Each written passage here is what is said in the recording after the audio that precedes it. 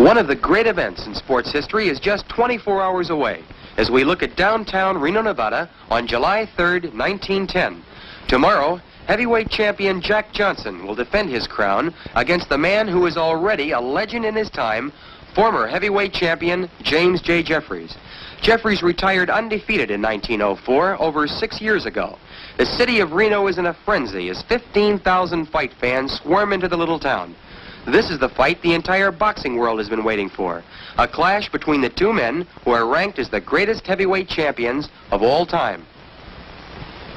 Let's go back 6 months to the time when Jeffries first opened his training camp and look at what 6 years of inactivity has done to the former champion. Here we see Jeff shaking hands with well-wishers. His weight at this time is over 314 pounds. Also visiting Jeff are former heavyweight champions John L. Sullivan to your right and James J. Corbett to your left. There had been an 18-year feud between these two great fighters, which is finally patched up on this very day.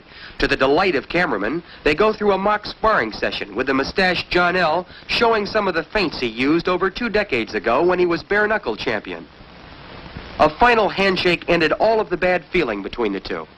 Let's go back in time 3 more years to 1907, when Jeffries, in vest and long shirt sleeves, was introduced at the Burn Squires Championship fight.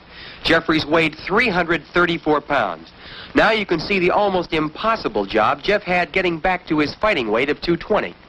We're seeing the stadium being built, which will feature the biggest sporting event of the century.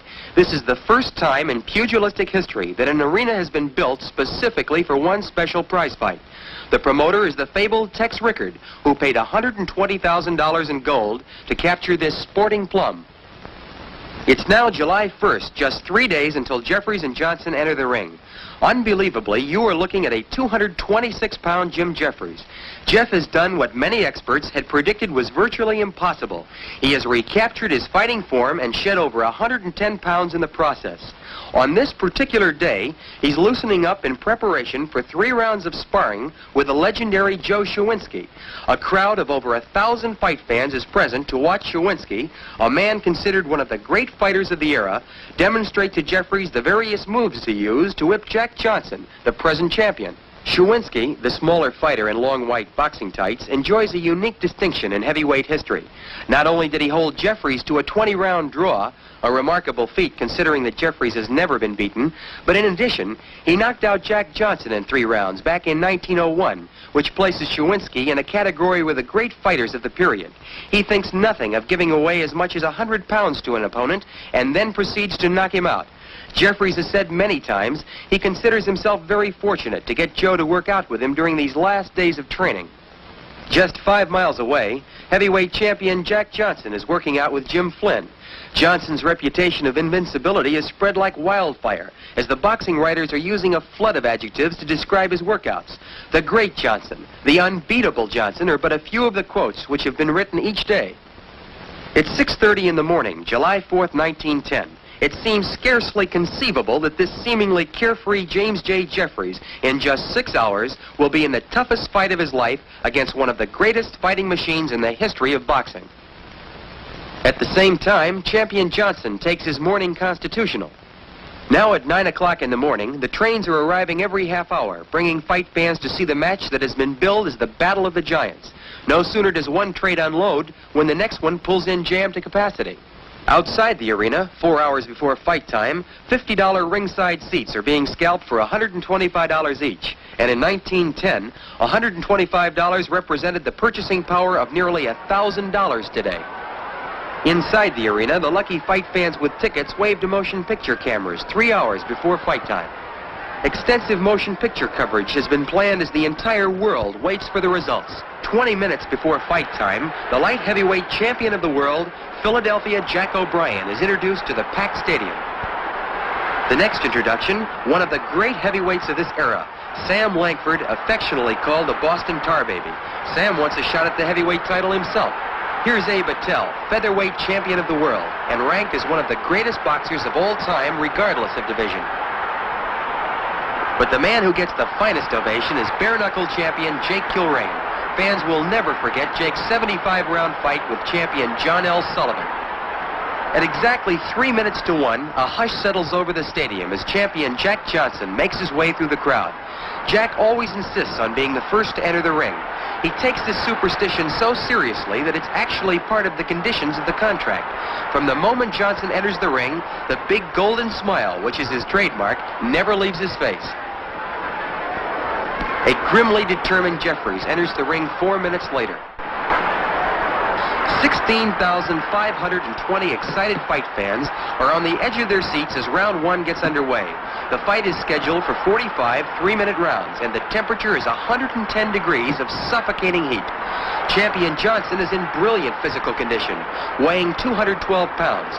Jeffries, at 226 pounds, is fighting at the same weight at which he last defended the heavyweight championship in 1904 against Jack Monroe.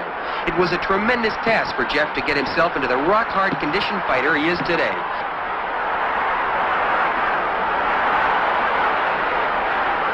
Jeffries won the heavyweight championship of the world 11 years ago on June 9th, 1899, when he knocked out Bob Fitzsimmons in 11 rounds. After successfully defending the crown 7 times in that period between 1899 and 1904, he retired undefeated, having beaten every prominent heavyweight who wanted a chance at his crown. Round 1 draws to a close with both men conserving their energies, knowing there are a possible 44 rounds. As round 4 begins, neither fighter has gained a clear advantage. In rounds 2 and 3, the two men continued feeling each other out, searching for weaknesses, using early caution. The third man in the ring is none other than promoter Tex Rickard. For weeks, Johnson and Jeffries haggled about who should referee the fight. Rickard attempted to solve the problem by asking the President of the United States, William Howard Taft, to be the referee. When President Taft declined, Rickard then sent a wire to the famous British author of Sherlock Holmes, Sir Arthur Conan Doyle, who also respectfully declined. Finally, Rickard, who has never refereed a prize fight in his life, nominated himself as the third man in the ring. While he was in training, champion Johnson had read the glowing accounts of the giant-like strength of Jeffries. It said that no man living can tie Jeffries up in close. When Johnson heard this, he said that he was not only going to tie Jeffries up in the clinches, but that he was going to actually twist Jeff's arms behind his back in order to completely neutralize the strength of the challenger. Johnson lands a stinging overhand right, which is the best punch of the fight thus far, and round 4 comes to an end. We go into round 13 with the challenger Jeffries tiring badly. In rounds 5 through 12, Johnson has slowly but methodically worn Jeffries down with hard right uppercuts in the clinches and powerful lefts and rights to the body. The fight is definitely going the way Johnson has planned it.